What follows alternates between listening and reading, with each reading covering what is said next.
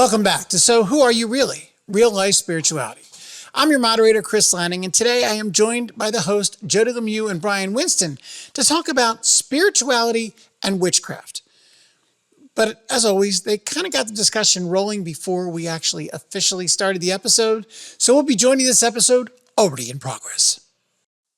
Bryan, what is your understanding about witches and witchcraft? It's vague, and it may not be accurate, but this is my understanding of it. It seems like it comes to some degree from paganism, from the worship of nature. It seems like it comes from that, or if it's an offshoot of paganism.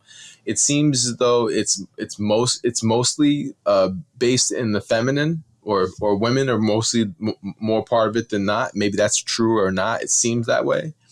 I think because of that, it received a lot of. I think that's probably the reason that there was women gathering together. I think that was probably a big reason why there was such pushback around it. Pushback. They got murdered and executed, but if you want to call that pushback, earlier in history. What else do I know about it? I think that it uses some of the ideas probably we believe in about using focusing your mind and ritual and doing things repetitively. I think so. There's probably some crossover about with what some of the things that we're talking about, but I think that there's a negative connotation to it because it's seen as evil, and I think that it's many times synonymous with black magic, which is meant to harm people. Like you use black magic, use your thoughts to harm your thoughts and intentions to be harmful, and I think that there's a link between the two. Or there's a perceived link between the two, black magic and witchcraft. And I think also one of the other things that it doesn't seem like it's in alignment from where I sit with like Christianity and Islam and Judaism. I think that there seems to be a versus instead of an and there. But again, I don't know much about witchcraft. That's basically the extent of what I understand about witchcraft. And it's probably What do you understand about witchcraft, Jody? So it's really fascinating how the conversation is coming up because I live near the city of Salem, Massachusetts, where witches were hung. Most people think that the witches here in the city of Salem were burned. They were hung. And some of them were men. Mm. And one famous woman, her name is Tituba, she came from Barbados.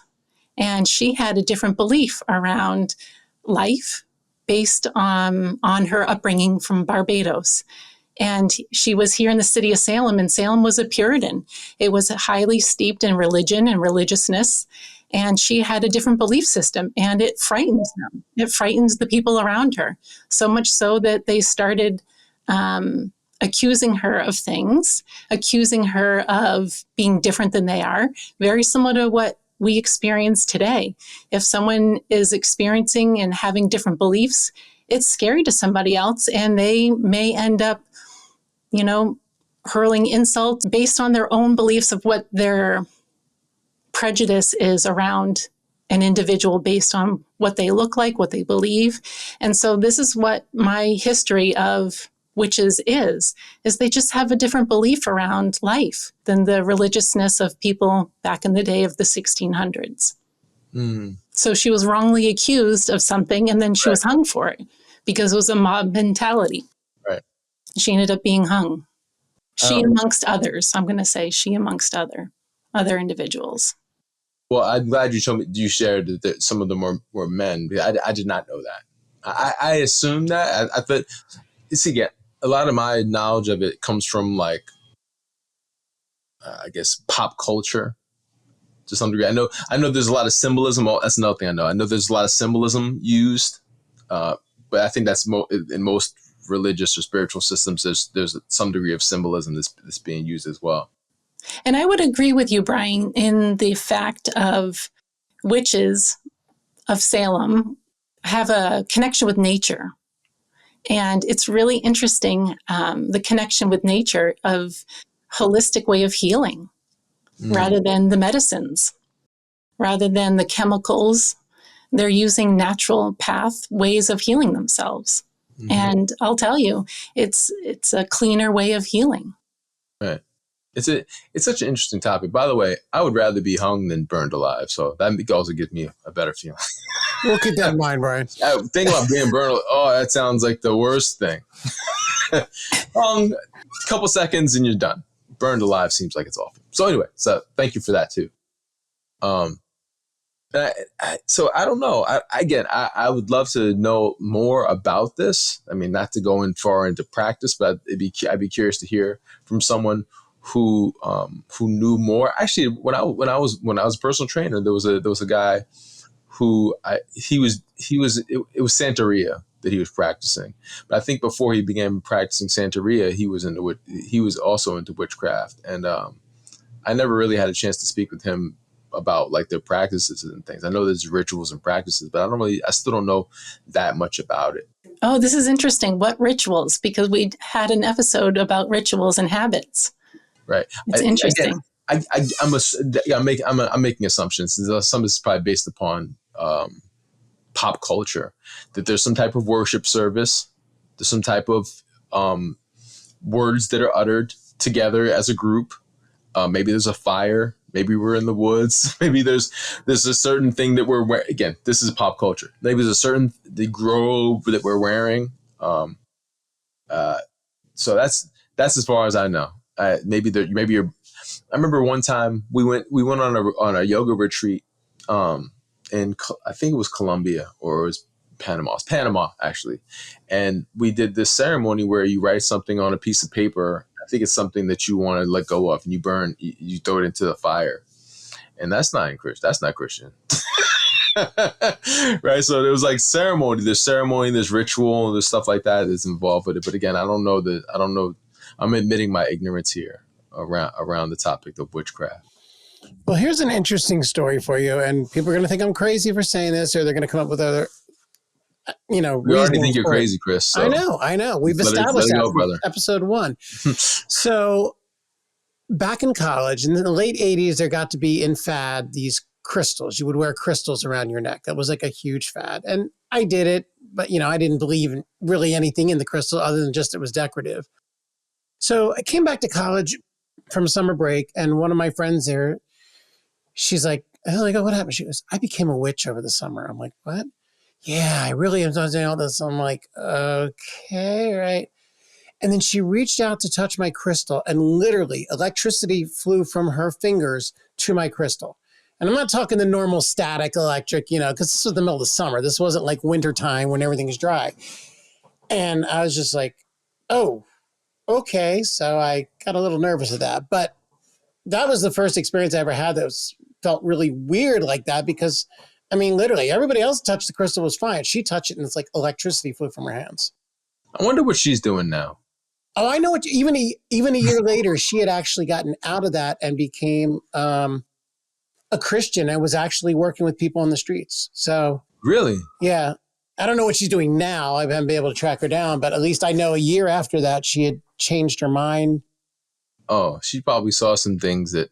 Yeah. Because it sounds like she was on a spiritual journey and she was trying to find her way in spirit, right? Probably realized it was the wrong way. That was, well, for her, there's some people that go, I saw a woman, Jody, you'll think this is interesting. I was on YouTube and I saw a woman so Jody and I are studying Course in Miracles together. I saw a woman on YouTube who was saying she threw the book away. She studied it for 20 years and then threw it away because she felt, I didn't get too far into the video because after a while I was like, I don't know.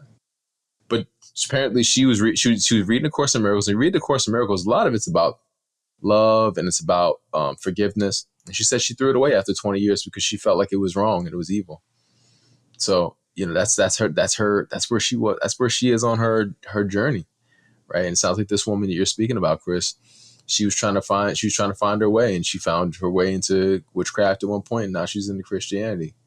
I'll have to see if I can really track her down, because now you got me curious. Yeah, I'd be curious to see where she's at now. It's interesting we're talking about crystals, because in the Old Testament of the Bible, the religious leaders of the time, when they were building the tabernacle, they donned crystals on themselves because of the healing powers of crystals.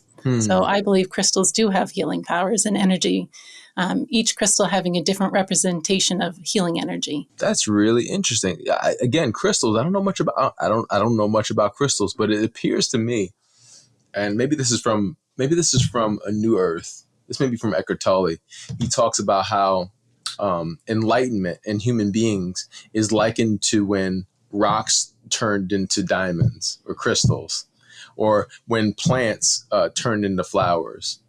That's those two things, those two processes, those two experiences are synonymous to a human being becoming enlightened or being saved, right? So there's rocks, there's regular rocks, and then there's crystals, and at some point crystals formed, and that was like enlightenment almost in that realm.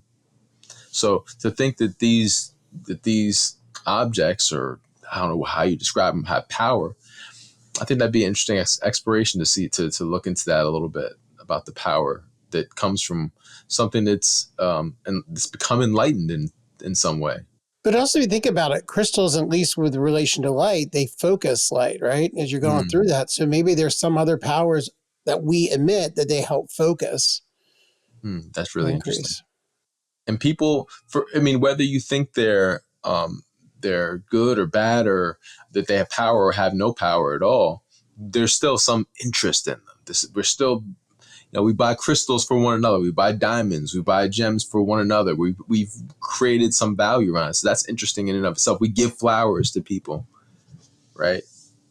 There's something that's drawing the human being towards these things for some reason. All right, that was another fun topic. We went from witches to crystals. It was good, really good. Black magic was even thrown in for a good measure. So, so we would like to hear your thoughts on this. How do you think? And the original idea of the topic was to see whether people, in some cases, equate spirituality and witchcraft. But I think the way that we kind of defined it, there are some connections, but there's definitely some differences. So we'd like to hear your thoughts on that. Let us know what you think. Just, again, reach out to us in the show notes, wherever you're finding this. Reach out to us, send us an email, connect with us, send us messages. Just let us know your thoughts on the subject. Bryan and Jody, this was definitely an enlightening episode. Thanks, Chris. Thanks, Chris. All right, everybody, have a great day.